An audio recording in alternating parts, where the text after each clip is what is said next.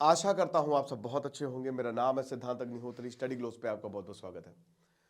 दोस्तों, आज हम बात करेंगे इमॉर्टैलिटी इच की। अब ये बड़ी जबरदस्त चीज है। आप बोलेंगे सर ये क्या है? इमॉर्टैलिटी की खुजली कि हमको अमर होना है। क्या आपको पता है कि बहुत सारे बिलियनियर्स ट्रिलियनियर्स ऑलरेडी पैसा खर्च कर रहे हैं इस पे? क्या आपको पता है इस पे काम हो रहा है? एक बहुत अच्छी किताब लाइफ स्पैन आप पढ़िए, आपको पता चल जाएगा कि कैसे रिवर्स एजिंग करते हैं। लेकिन reverse ageing is soon going to be a reality. It is a reality now. You can reverse your age by doing some things.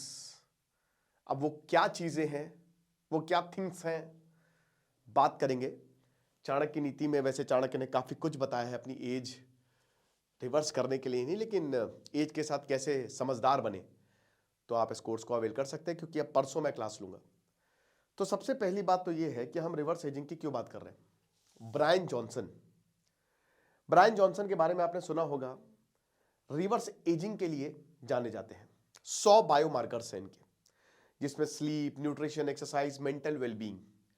आपकी बॉडी में एक एक सेल वो जीवित है, जी रहा है। कहते हैं ना कि आप सुबह जब उठते हो तो आप अलग ही इंसान होते हो, क्योंकि करोड़ों सेल बन रहे हैं, करोड़ों सेल मर रहे हैं, है ना। तो रिवर्स एजिंग पॉसिबल है। पहले के जमाने में हमारे जो देव हैं या भगवान, वो अमर हैं। क्यों? क्योंकि उन्होंने रिवर्स एजिंग, उनके सेल कभी मरेंगे ही नहीं। वो जैसे जैसे खाना खाएंगे वो खाना उनके लिए अमृत हो जाएगा। ऐसी कोई चीज निकलेगी ही नहीं। इमॉर्टल्स ऑफ मेलुहा पढ़िए, अमीश त्रिपाठी इसमें बताते हैं कि भाई ये क्या, ये लोग बूढ़े ही नहीं हो रहे, राज क्या है इनका। तो बताते हैं कि भाई आपका खाना खाते हैं, वो जो खाना खा रहे हैं वो आपको मार भी रहा है, लेकिन इनका खाना सिर्फ इनको इनकी उम्र बढ़ाता है और इनको जवान रखता है। इनसे वो कोई चीज रिलीज ही नहीं होती जिससे बॉडी खत्म होगी। तो अब ये साइंस कर रहा है, कर लेगा। बहुत सारे पैसे फेंके जा रहे हैं। आपकी स्किन खत्म होती जाती है ओवर द टाइम। आपके स्किन सेल्स मरते जाते हैं, रीजनरेट नहीं होते। बाल पतले होते जाते हैं मेरे तो, क्योंकि मेरी तो जेनेटिक है ना। तो वही बता रहे हैं। अब इसमें क्या है, देखिए, वैसे तो क्या नेचुरल तरीके से आप एज को रिवर्स कर सकते हैं। दो होता है, एक आपकी फिजिकल एज क्या है, कि आपकी बायोलॉजिकल एज क्या है। रायन फर्नांडो, जो कि विराट कोहली के कोच है, वो बताते हैं कि बायोलॉजिकल एज आपकी डीएनए टेस्ट से ही पता लगेगी। और डीएनए टेस्ट महंगा होता है, लेकिन सबको करवाना चाहिए। लेकिन यहां पे वो महंगा होता है, आपको करवाने की जरूरत नहीं है। बस इतना समझिए कि फिजिकली हो सकता है कि आप काफी बड़े दिखते हो, लेकिन बायोलॉजिकली आपके अंदर जो चीजें चल रही हैं वो कितनी कम है। हो सकता है 50 साल के हो, लेकिन अंदर से आप 33 साल के हो। और हो सकता है ये और कम होता जा रहा हो। भाई, reverse ageing, curious case of Benjamin button, बहुत ही शानदार मूवी थी। उसमें आदमी बूढ़ा पैदा होता है, ब्रैड पिट है उसमें, डेविड फिंचर की कमाल की मूवी। और वो ऑपोजिट, वो मरता है तो बच्चा मरता है, क्योंकि उसकी लाइफ उल्टी चलती है। तो अब यहां पे ढेरों सप्लीमेंट्स लेने पड़ते हैं। आप डेली नीड्स को पूरा नहीं कर सकते। 100 मार्कर्स है उसमें, सबसे इंपॉर्टेंट सप्लीमेंट्स। क्या आपको विटामिन मिल रहे हैं, प्रोटीन मिल रहा है, कार्ब्स कितने समय कितना मिल रहा है। अगर कहते हैं ना कि हर, मैथ्स बहुत इंपॉर्टेंट है। हर बॉडी टाइप का एक पर्टिकुलर प्रोपोर्शन होता है। अगर आप हर एक चीज, जैसे मेरी बॉडी है या आपकी बॉडी है, अगर आइडियली आप देखो तो आपकी बॉडी जो है वो एक पर्टिकुलर पोर्शन में ही उसको प्रोटीन चाहिए, उससे ज्यादा नहीं, उससे कम नहीं। उतने ही में विटामिन चाहिए, सब कुछ एक। लेकिन हम ये एग्जैक्टली कैलकुलेट नहीं कर सकते। या तो आप योगी हो, आपको पता हो, लेकिन किसी को नहीं पता होता, थोड़ा बहुत ऊपर नीचे हो जाता है। लेकिन क्या मैं कहूं कि अगर किसी को यह बात पता हो तो उसकी बॉडी जो है वो कभी खत्म ही नहीं होगी, है ना। क्योंकि आप बिल्कुल हर एक चीज बैलेंस में कर रहे हैं। तो इसमें वही है, बहुत सारी सप्लीमेंट्स लेना और एक restricted diet, 1977 calories per day. अब जॉनसन बताते हैं कि भाई बहुत ज़्यादा ज़रूरी है कि आप एक्सरसाइज करते रहें, क्योंकि इससे आपकी ग्रोथ होती है, रीजनरेट होते हैं आपके सेल्स। ट्रीटमेंट्स जो हो रहा है उससे एक्सपेरिमेंट हो गया, बहुत सारी चीज़ें, और लाखों करोड़ों रुपए इस पे खर्चे भी जा रहे हैं। बहुत साइंटिस्ट लगे हुए हैं कि भैया जवानी एक बार दोबारा वापस आ जाए तो क्या ही बात है। लेकिन क्या ये, इस पर बहुत सारी मूवीज़ भी बनी है, लेकिन क्या ये जवानी आएगी?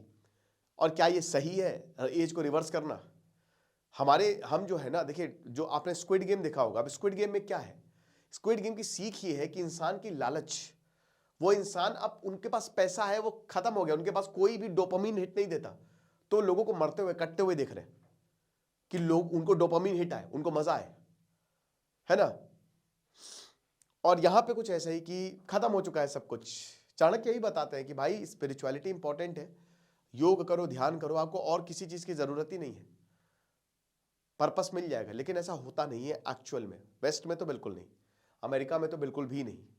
वहां लोग अमीर हैं लेकिन लोग परेशान भी हैं on the other hand.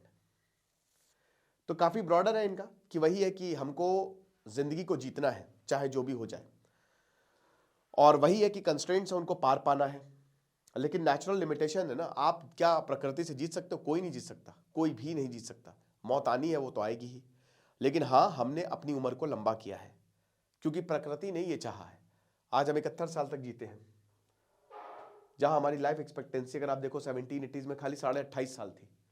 War भी होते थे, दवाइयां नहीं थी, तो 10 में से 8 मर जाते थे। आज भी अगर आप देखो, कुत्ते के जो बच्चे होते हैं, कुतिया के जो भी बच्चे होंगे, तो वो क्या होता है कि मान लीजिए 10-12 हुए जो, तो उसमें मर जाते हैं 8-9, वो बचेंगे ही नहीं, खाली 2 ही बचेंगे। देखिए जो ब्रीडिंग, उसमें तो बहुत इंजेक्शन ठोके जाते हैं, लेकिन इंसानों के साथ भी पहले यही होता था, ज्यादातर बच्चे खत्म, फिर आई दवाई, इंजेक्शन ठोक ठोक के दवाइयां ने हमारी उम्र को बढ़ा दिया, और ये अच्छी बात है, हम बचे। और फिर 71 साल तक अभी हमारी एवरेज पूरी दुनिया की लाइफ एक्सपेक्टेंसी जो है वो है। अब अफ्रीका में, क्योंकि अफ्रीका में तो हालात बहुत खराब है, तो वहां सबसे कम, एशिया में 72.5, यूरोप में 77 साल जीते, अमेरिकन 75 साल जीते। तो उम्र बढ़ गई है, 60 साल से ऊपर आज हर कोई जी ही रहा है, अगर कुछ अकस्मात मौत ना आ जाए। अब मेथड्स क्या है? बहुत सारे मेथड्स हैं। अपनी स्किन को सही करने के लिए क्रीम लगाए जाते हैं, लोशंस, जेल्स, और इनका कोई साइड इफेक्ट नहीं होते क्योंकि ये रिसर्च के साथ, और बड़े महंगे भी होते हैं। डाइटिंग, एक्सरसाइजिंग, वर्कआउट करिए अपने आप यंग लगेंगे। जो लोग एक्सरसाइज करते हैं वो काफ़ी यंग लगते हैं। Hair transplant, face lift, Botox, आजकल बोटॉक्स बहुत चला है ना। तो जब आपके पास ट्रीटमेंट अवेलेबल है तो करिए, कोई दिक्कत नहीं है। लेकिन इसमें आपको ये भी देखना है कि आप किससे करवा रहे हैं। अगर आप बोटॉक्स ट्रीटमेंट, हेयर ट्रांसप्लांट कोई ऐसे वैसे से ही करवा रहे हैं, तब तो हो गया काम, बंटादार हो जाएगा। और प्रैक्टिसेस ने आज, भाई आज आप देख लो, जितने भी, आपको क्या लगता है 50-60 साल तक तो बाल बचते ही नहीं। मेरा तो जेनेटिक है, मेरे तो 26-27 साल में बाल जाने लगे थे। अभी मेरी एज जो है, भाई देखिए, बाल जो होते हैं ना, बाल आपकी एज को, बाल बहुत इंपॉर्टेंट है, बालों से आपकी एज बहुत ही कम लगती है। यस, और बाल नहीं है, आप मूवी देखिए बाला और बहुत सारी, अभी मेरी एज जो है वो 31 साल की है, ठीक है, अभी मैं 32 साल का हो जाऊंगा, तो 26-27 साल में ही मेरे बाल जाने लगे। क्यों? क्योंकि मेरा जेनेटिक है, मेरे पिताजी के भी नहीं थे, भाई के मेरे बहुत अच्छे बाल हैं क्योंकि वो मम्मी को पड़ गया। So it's all genes. अब आप जैसे भी हो, 100 में से 90 लोगों के बाल 40 के बाद जाने ही लगते हैं, 40 साल के बाद। अब सलमान खान तो हेयर ट्रांसप्लांट कराता है, हर किसी को पता है, हर किसी को पता है, हेयर लाइन से पहचान। अमिताभ बच्चन पैच पहनते हैं, कपिल शर्मा का आप देखिए, लाफ्टर चैलेंज का वीडियो, उनके पूरे बाल गए। तो बहुत सारे जो आप हीरो देख रहे हैं, इनफैक्ट ऋतिक रोशन, बहुत सारे लोग, वो सब हेयर ट्रांसप्लांट पे चल रहे हैं या पैच लगा रहे हैं। तो वही है कि ये सारे के सारे ट्रीटमेंट्स अवेलेबल हैं, और इसमें आप यंगर दिखते हैं, लेकिन अंदर से क्या आप महसूस कर रहे हैं? क्या आप अंदर से यंग हैं? जो हमारे एक्टर्स हैं या जो फिटनेस, जितने भी, सबसे ज्यादा हेल्दी यही रहते हैं। विराट कोहली 38 साल की उम्र में भी खेले जा रहे हैं और बहुत ही तगड़ा खेल रहे हैं, रुकते नहीं है। क्यों? Diet, workout. उन्होंने क्या भी सुना, 16-17 साल से कुछ छोले भटूरे नहीं खाए। जॉन इब्राहिम बता रहे थे कि कितने सालों से मैंने काजू कतली नहीं खाई। आशा भोसले और लता मंगेशकर ने आज तक आइसक्रीम नहीं खाई। क्या आपके अंदर इतनी डेडिकेशन है तो आप बिल्कुल रिवर्स एज कर सकते हो एकदम। कहां से 38-39 साल का आप एक आदमी देख लीजिए और विराट कोहली को देख लीजिए, वो 16-17 साल के। अब विराट कोहली के पास पैसा है, तो रायन फर्नांडो भी उनके लिए हाजिर है, और हर कोई उनके लिए हाजिर है। उनका स्पेशल डाइट है, सब सेट, पैसा है तो सब कुछ है मेरे भाई, पैसा है तो बड़ी बड़ी बातें। लेकिन चैलेंज बहुत ज्यादा है, क्योंकि नेचर तो आपको जकड़ेगा ही जकड़ेगा। और ये जो आपकी बॉडी है ना, ये आपने उधार ली हुई है। और जब आप मरेंगे तो आपकी बॉडी वो लोन के तरह आत्मा चली जाएगी, बॉडी निकल जाएगी, बॉडी आपके वो ले लेगा। तो उधार की बॉडी है आपकी। तो आपको लगता है कि आप नेचर से फाइट, जिस भाई आपको बैंक ने लोन दिया है तो उस बैंक नफ्स जो है ना बैंक के पास है आपकी, जहां जा जाओगे बैंक देखेगा, है ना। आप बैंक को बेवकूफ नहीं बना सकते। आप बोलेंगे सर नीरव मोदी तो बना गए, मैं यहाँ की जिंदगी के बैंक की बात कर रहा हूं। हम इंसानों को लगता है कि हमने बहुत कुछ पा लिया है, हमने सबको हरा दिया है। एक्चुअल में हमने किसी को नहीं हरा। हम सब हमसे बड़ा मूर्ख कोई नहीं है। आज इंसान अपने आप को ही खत्म करने के कगार पे है, ठीक है, ये हालात है। तो कुछ बोलते हैं कि भैया हम शायद डेथ के पास ज्यादा जा रहे हैं या लाइफ के पास नहीं जा रहे हैं। और आयरनी बताता हूं, वल्नरेबिलिटी और फियर जो इंसानों के बीच में, ये इनसिक्योरिटी है। लाइफ को जियो, लाइफ को मस्त तरीके से जियो। आपको क्या लगता है अगर मान लीजिए कल को रिवर्स एजिंग आ गई हमारे आपके लिए, तो भूल जाइए, ये सब अमीरों के चोचले हैं, वो इससे भी बोर हो जाएंगे। अमर होना एक अभिशाप है। आपके पास मेमोरी है, पता है, मैं पुनर्जन्म में मानता हूं, हो सकता है आप ना माने। बुद्धिज्म जो है, क्योंकि मैंने बहुत सारे जब मैंने पूरी इस फिलॉसफी को देखा तो मुझे एक कॉमन पॉइंट मिला, पुनर्जन्म। बुद्धिज्म नहीं मानता है, ठीक है, लेकिन वो भी एक तरीके से आत्मा को नहीं मानता बुद्धिज्म। भगवान बुद्ध ने नहीं बोला, चेतना कॉन्शियसनेस उनका ज्यादा है, बट अगेन वो भी मुझे लगता है सेम ही थिंग है। बट कहते हैं, ओशो ने अपनी किताब में लिखा है कि जब आपकी जो मेमोरीज है, मतलब आप याद रखते हो भूल जाते हो, क्या होता है अगर आपको सारी चीज याद आ जाए, आप बर्बाद हो जाओगे। अगर आपने आज तक एक एक पल जो बिताया है अगर आपको याद आ जाएगा ना, आप खत्म हो जाओगे। समझ रहे हो? यही होता है हमारे बहुत सारे जन्मों से, हमारी मेमोरी जब हम दूसरा जन्म लेते हैं सब भूल जाते हैं, लेकिन जब आप योगिक पाथ पे जाते हो तो आपको सब याद आता है। जब आप डीप मेडिटेशन में जाते हो तो कहीं ना कहीं आप कनेक्ट करने लगते हो, है ना। मैं आपको ये सब क्यों बता रहा हूं? मैं आपको ये सब इसलिए बता रहा हूं क्योंकि इंसान आज बहुत डरा हुआ है। इंसान को लगता है कि भाई आज ये कर लेंगे, फिर कल ये फिर भूल जाएंगे, फिर इनको एक नई डर मिलेगा। और ये अमर होना एक अभिशाप है ना। अमर होना एक अभिशाप है, ये कोई वो नहीं है। क्योंकि जब आपकी सारी मेमोरीज वापस आएंगी, मेरी बात समझिएगा, अगर आप, मैं बता तो रहा हूं कि आप यहां पे आपको लगता है, लेकिन आप तो यहां पे अरबों सालों से हो, या पता नहीं कौन से पैरेलल यूनिवर्स में आपका जन्म हुआ है, वी डोंट नो कहां से आप आए हो। तो एक तरीके से आपकी आत्मा तो अमर ही है, वो तो मर नहीं रही है, आपका शरीर मर रहा है। और अगर आपकी वो सारी मेमोरीज आ गई तब तो आप गए। अब फर्ज करिए कि एक इंसान जो रिवर्स एज में है, वो 700-800 साल जी रहा है, तो क्या होगा? वो क्या करेगा? वो बोलेगा मार दो मुझे। वो अपने सामने तरह कुछ देख लिया होगा कि क्या ही बताए। नेचर ने हमको 70-80 साल इसीलिए दिए हैं कि तुम जिससे प्यार करते हो बस दैट्स इट, तुम सब कुछ तुमने देख लिया, अब आराम से मरो।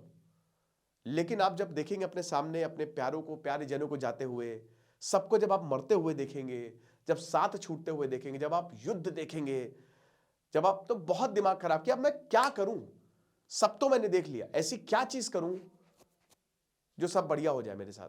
तो इमॉर्टैलिटी एक्चुअली में एक अभिशाप है। ये तब अभिशाप नहीं है जब आप अवेयर हैं। तो वही हिसाब किताब है कि मॉर्टैलिटी बेसिकली साइंटिफिक एक्सप्लोरेशन की बात नहीं है, ये साइकोलॉजिकल नीड है कि हमको बस सबसे ऊपर जाना है चाहे जो भी हो जाए, है ना। और ह्यूमन नेचर में ही है, लेकिन ह्यूमन नेचर भी उसके हाथ में है, राइट। और डेथ एक इंटीग्रल पार्ट है। बहुत अच्छी किताब है सदगुरु की डेथ, वो पढ़िएगा। और वो आनी है, मेरे ख्याल में डेथ के बारे में हर किसी को बताना चाहिए, हर किसी को अवेयर होना चाहिए, क्योंकि वो एक सत्य है। हमको अभी लगता है हमारे, हमको लगता है अरे यह मर गया, अरे भैया मर क्या गया, हर कोई मर। श्री कृष्ण वैकुंठ धाम गए, भगवान राम गए, भाई भगवान जब गए तो सबका ये सत्य है, सच। चाणक्य कहते हैं इस दुनिया में सबसे जरूरी चीज है सच। तो सच, जब जो सच तुमको दिख रहा है जो होगा, उससे डरना क्या। नेचर कहता है आप रोइए मत, क्योंकि ये सच है, जो आया है वो जाएगा, कभी भी जा सकता है। अगर आपको लग रहा है तो आप बहुत बड़ी गलत फहमी में हो, है ना। आने पे तो बड़ी खुशी होती है, लेकिन जाने पे दुख क्यों। तो फिटनेस और फाइनाइटनेस की वैल्यू बहुत, फाइनाइटनेस की वैल्यू जो है वो बहुत ही इंपॉर्टेंट है, ठीक है। इनफाइनाइट को हम जीतने चले हैं, जो कि बहुत मुश्किल है। और पुरानी चीजों को आजकल हम नकार रहे हैं, जो कि अगेन बहुत डेंजरस है। बिलेनियर्स कह रहे हैं कि इमोर्टैलिटी बहुत जल्द आ जाएगी, हम जो है एक ऐसी दवाई बना लेंगे जिससे हम अमर हो जाएंगे। लेकिन क्या ऐसा होगा और फ्यूचर जनरेशन से क्या बेनिफिट होगा? कहते हैं ना कि बाबू मोशाय जिंदगी लंबी नहीं बढ़िया होनी चाहिए, ठीक है, जब जियो तो मजा आ जाए। स्वामी विवेकानंद 32-33 साल तक ही जिए, लेकिन आज तक वो अमर है। लंबी, वो बैटमैन में डायलॉग नहीं है कि या तो हम हीरो की मौत मरते हैं या तब तक जीते जब तक हम विलन नहीं हो जाते। बिल्कुल सही बात है, ये चीज है। तो जो इमोर्टैलिटी है, इट्स अ टेरिफाइंग प्रोस्पेक्ट, ये लाइफ सेंटेंस है जो हमेशा साथ रहने वाला है। लेकिन अभी ये कुछ दिख इसलिए नहीं रहा है कि बस हो जाए। पहले का जमाना मुझे बहुत, मतलब मैंने तो देखा नहीं है, लेकिन पहले जो चीजें होती थी वो बहुत सही था। मैं बहुत पहले की बात कर रहा हूं, जो आश्रम व्यवस्था थी हमारी, है ना, वो बहुत बढ़िया थी। कि पहले आप ब्रह्मचर्य की तरफ, आप ब्रह्मचर्य में मतलब आपको सिर्फ योग पढ़ाई सिखाई जाएगी, एक स्टूडेंट हो आप, उसके बाद गृहस्थ आप जाइए, बच्चे पैदा करिए, आप प्यार करिए, आप बच्चों के लिए जिए, उनको बड़ा करिए।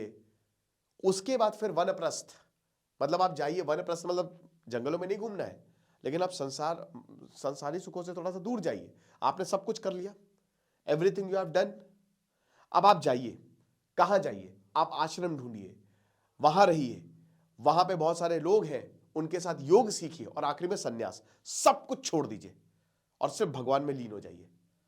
अच्छा सिस्टम था। लेकिन आज स्टेप 1 तो गया, वनप्रस्थ भी गया, सन्यास भी गया, तो खाली गृहस्थ रहा कि बस बच्चे पैदा करने हैं, सेक्सुअल थॉट लाने हैं, माया में लिप्त हो जाना है। तो फिर इंसान परेशान हो गई। ये सब चाणक्य बोले हैं अपने स्पिरिचुअल विजडम में, जो मैं ऑलरेडी पढ़ा चुका हूं। तो आइए क्लास में आइए, मजा आ जाएगी आपको। Thank you so much.